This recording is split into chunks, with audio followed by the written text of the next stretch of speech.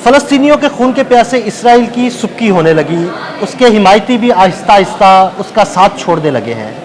आलमी सतह पर क्या तब्दीलियां हो रही हैं और उसके हिमायती उसका साथ क्यों छोड़ने लगे हैं, आमिर रज़ा से जानते हैं। जी आमिर भाई, एक और ठंडी हवा का झोंका आया है फ़लस्तीनियों के लिए, क्योंकि इसराइल के हिमायती आहिस्ता आहिस्ता उसका साथ छोड़ रहे हैं और अब एक अहम बयान जो है वो बरतानिया की जानिब से भी आ गया है। अच्छा, सिर्फ बरतानिया की जानिब से नहीं आया है। हमने जब कल हम बात कर रहे थे आपस में, तो यही बात मैंने आपको बताई थी कि पूरी दुनिया का और यूरोप का और कनाडा क्योंकि यूरोप का हिस्सा नहीं है, अमेरिका का हमसाया है, उन्होंने वार्न किया था कि हम अपने तजारती रवाबत जो हैं ख़त्म कर देंगे। कल दो वाक़यात बड़े हुए और दोनों हुए कल ही हैं, इसलिए मैं उसको लफ्ज़ इस्तेमाल कर रहा हूँ। कल एक तो बरतानिया के वज़ीर ख़ारजा ने बयान जारी किया और उन्होंने कहा कि हम तजारती रवाबत जो हैं ख़त्म करने जा रहे हैं अगर इसराइल अपनी हरदर्मी और जो वो कत्ल आम कर रहा है, वहाँ पे नस्ल खुशी कर रहा है, उससे बाज ना आया। लेकिन इससे भी बड़ा पैगाम जो था वो यूरोपियन यूनियन के इजलास में गया। यूरोपियन यूनियन के इजलास में 21 के करीब ममालिक थे, जिनमें से 17 से एक करारदाद मंजूर की और उन्होंने कहा कि इसराइल पर भी पाबंदियाँ आयद की जा सकती हैं। और मुझे खुशी इस बात पे हुई कि स्वीडन जो है वो इसका रूह रवां है और स्वीडन ने कहा है कि अगले इजलास से पहले वो एक और करारदाद लेके आ रहा है कि अगर इसराइल ने अपनी हरदर्मी, कत्ले आम और मजलूम लोगों के नस्ल कुशी बंद ना की तो इनसे सफारती तल्लुकात भी ख़त्म किए जाएंगे। ये अगले मरहले में आएगा। तो आहिस्ता आहिस्ता दुनिया जो है समझ गई है ये वहाँ पर नस्ल कुशी कर रहा है, नाम लेकर अपने कुछ कैदियों का ये वहाँ पर मासूम लोगों को, बच्चों को, औरतों को जो है वो ना सिर्फ मार रहा है बल्कि उनको अपाहज बना रहा है।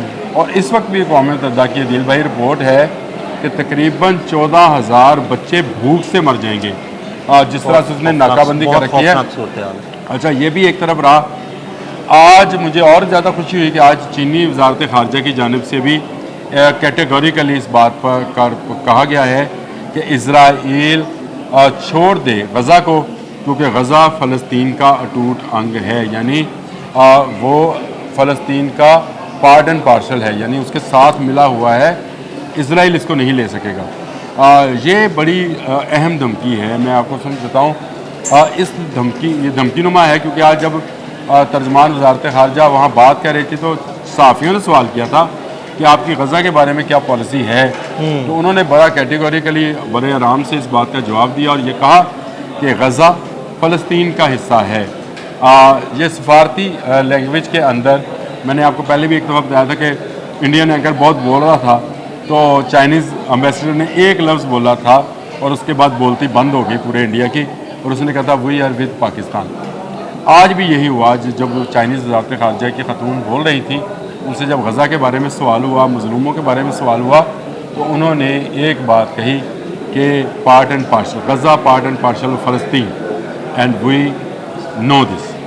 अब ये अगर उनका ये कहना है तो वो एक सुपर पावर है और इस वक्त मैं तो उसको अमेरिका से बड़ी सुपर पावर मानता हूँ। दूसरी जानब आप डोनाल्ड ट्रंप का रवैये को भी देखें, वो भी इसराइल के साथ कुछ ज़्यादा नहीं है और उसने नेतन्याहू को ये कहा है कि जल्द से जल्द इस जंग का इंतज़ाम किया जाए। गो उसकी जो पॉलिसी है कि यहाँ के लोगों को निकाल कर यूरोप, अमेरिका, कनाडा में बसाया जाए और गज़ा जो है वो इसराइल की झोली में डाल दिया जाए, ये होने वाला नहीं है। तो ये यूरोप स्प्रिंग है जो चल रही है। अब बरतानिया के वज़ीर ख़ारजा डेविड लेमी का जिस तरह से मैंने बताया कि स्वीडन उसमें बहुत ज़्यादा जो है एग्रेसिव नज़र आ रहा है और सबसे बढ़कर चीन जो है वो सामने आया है, जिसने पहले गज़ा के लोगों के लिए खुराक का बंदोबस्त किया और आज उसने कैटेगोरिकली ना सिर्फ इसराइल को बल्कि उसके बाप अमेरिका को भी ये पैगाम दे दिया कि गज़ा आपको नहीं मिल सकता है, ये फ़लस्तीन का हिस्सा था, है और रहेगा। तो मेरा ख्याल है आने वाले दिनों में मज़ीद ठंडी हवा के झोंके जो हैं हमारे गज़ा के भाइयों के लिए, मुसलमानों के लिए, जिनके लिए दिल खून के आंसू होता है दिल भाई, उनके लिए मज़ीद अच्छी खबरें जो हैं नज़र आ रही हैं और नज़र आता है कि गज़ा का मामला जो है वो आने वाले दिनों में पूरी दुनिया बैठकर इसको हल करेगी। एंटोनियो गुतेरेस जो हैं अक़वाम मुत्तहिदा के, वो पहले ही कह चुके हैं कि वहाँ इंसानी अलमिया जन्म ले रहा है और पूरी दुनिया को मिलकर इस इंसानी अलमिया को रोकना है। इसराइल शायद खुद को ज़मीन का खुदा समझ बैठा है, लेकिन ऐसे ही फ़िरौनों के लिए कोई ना कोई मूसा उठता है, चाहे अरब से उठे, यूरोप से उठे, बरसगीर पाको हिंद से उठने वाला है। और वो जो तूफ़ान उठेगा वो तूफ़ान अल-अक्सा से बड़ा तूफ़ान होएगा और पूरे इज़राइल को बहा लेगा। बिल्कुल, बहुत शुक्रिया जी। बिल्कुल आमिर भाई ने बड़ी तफसील के साथ गज़ा की सूरत हाल और इसराइल को पुश्त पनाही करने वाले मुबालिग का पीछे हटना, इस सारे मामले पर रोशनी डाली। अदील अहमद और आमिर रज़ा को इजाज़त दीजिएगा। अल्लाह हाफ़िज़।